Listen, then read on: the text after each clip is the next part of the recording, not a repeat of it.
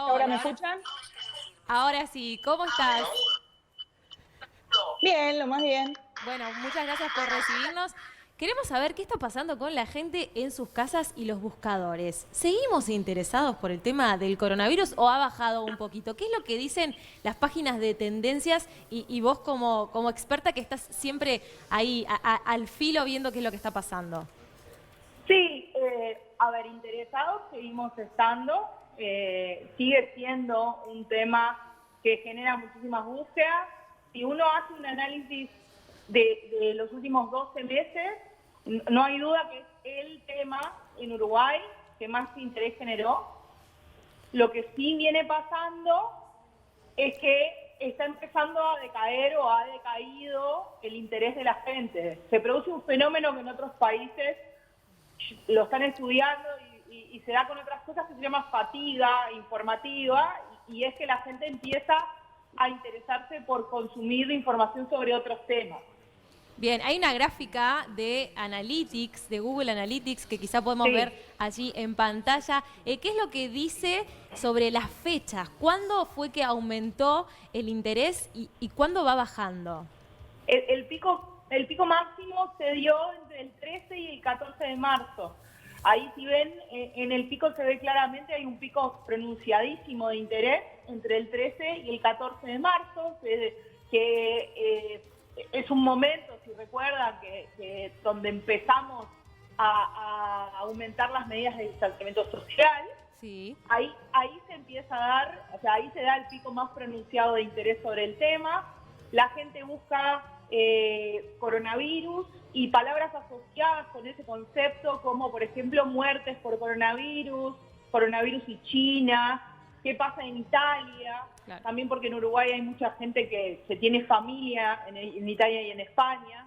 Ahí empieza el pico más grande de interés. Claro, nos ponemos en contexto. El 13 de marzo fue la primera persona contagiada de coronavirus y todos empezamos a buscar información, cómo Correcto. protegernos, cómo lavarnos las manos adecuadamente.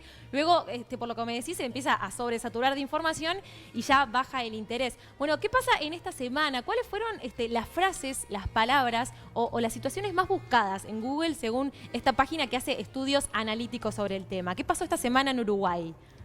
Sí, explicarles un poco que en otros países la herramienta Google Trends hace rastreo de tendencias automáticamente. Lamentablemente en Uruguay esa parte de la herramienta, por un tema de volumen de búsquedas, digamos, porque somos chiquitos, no existe. Entonces es una técnica que se usa en SEO y en análisis de este tipo de cosas, es buscar como términos clave, qué, cómo, cuándo, dónde, por qué, para ver qué busca la gente asociada con esos términos.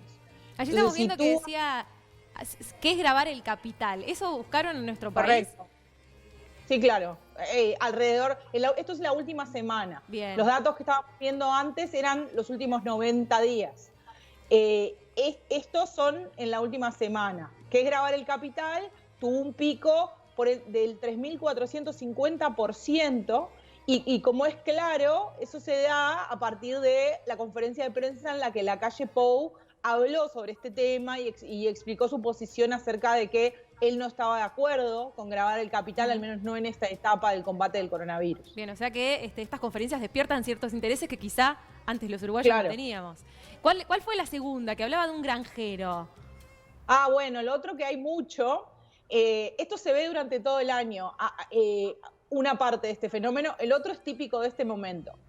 Una cosa que aparece mucho en este tipo de búsquedas son los deberes de la escuela, Claro. de muchos niños. Cuando por ejemplo, alrededor del 19 de junio suele haber un pico de interés muy fuerte alrededor de la figura de Artigas. Claro. Están todos los niños haciendo tarea escolar sobre el mismo concepto. Bien. En este caso lo que está pasando es que mucha gente está aburrida en la casa y empiezan a circular jueguitos de este tipo, de ingenio, y mucha gente usa Google para averiguar la respuesta y hacer trampa. Muy digamos. interesante, ¿eh? Somos tramposos. Ahí falta control de los padres, entonces, Claro. me parece, ¿no? No, a veces son los padres los que hacen trampa. Esos son los padres. Es muy interesante esto. Bueno, en el tercero dice, ¿por qué no se come carne el Viernes Santo? Esto habrá sido también Claro. en los últimos días. Sí, exacto. Como es la última semana, todavía está incluyendo el Viernes Santo. Acá es interesante porque yo siempre jorobo con que Google te da un baño de realidad muchas veces. Muchos de nosotros, digo, los periodistas, a veces podemos pensar que algunas cosas son obvias y no. Mucha gente no sabe por qué no se come carne el Viernes Santo, entonces es interesante, como diría Mirta Legrand, el público se renueva, que todos los años está bueno dedicar un momento para explicar por qué, porque claramente muchísima gente no sabe por qué no se come carne el Viernes Santo. Bien, otra de las búsquedas que fue la del 5 de oro, ahí estamos viendo, mucha gente estaría preocupada por qué pasa con el 5 de oro. Esa siempre aparece, si vos acotás las búsquedas por franjas de día, tiene picos los días que hay sorteo. Bien, y al otro día o después la gente busca los resultados. Vamos a ver las dos últimas, que fue el tema de la semana, cómo hacer tapabocas en casa, aumentó un 900%. Sí, y hay varias derivadas, como primas hermanas, digamos, de ese mismo. Cómo hacer tapabocas paso a paso, cómo hacer tapabocas caseros, cómo hacer tapabocas en casa, cómo hacer tapabocas con una remera. Todos esos están registrando picos puntuales de menos porcentaje que que es el que más aparece, pero hay montones de picos puntuales alrededor de... Otro que está apareciendo ahora en estos días, es interesante, es cómo agendarse para la vacuna de la gripe. Que el Ministerio de Salud Pública cambió el sistema y ahora hay que agendarse de una manera centralizada en el sistema de U.UI. Y entonces mucha gente está buscando eso porque tiene dudas sobre cómo funciona el sistema. Bien, ¿esto cómo se puede utilizar, no? Si uno sabe cuál es el interés de los uruguayos, ¿se puede sacar algún rédito de esto? Y a ver, Google saca mucho rédito con esto. Me imagino. La publicidad. Sí, a ver, esto es intención de búsqueda. Esto no necesariamente implica que vos después accionás sobre las cosas. Claro. Sí es interesante porque muchas veces, a ver, la gente establece una relación como privada, incluso con Google. Esto que jorobábamos de hacer trampa, muchas veces la gente le pregunta cosas a Google como casi en un acto íntimo. Claro. Entonces, también está bueno ser consciente de que no lo es, digamos.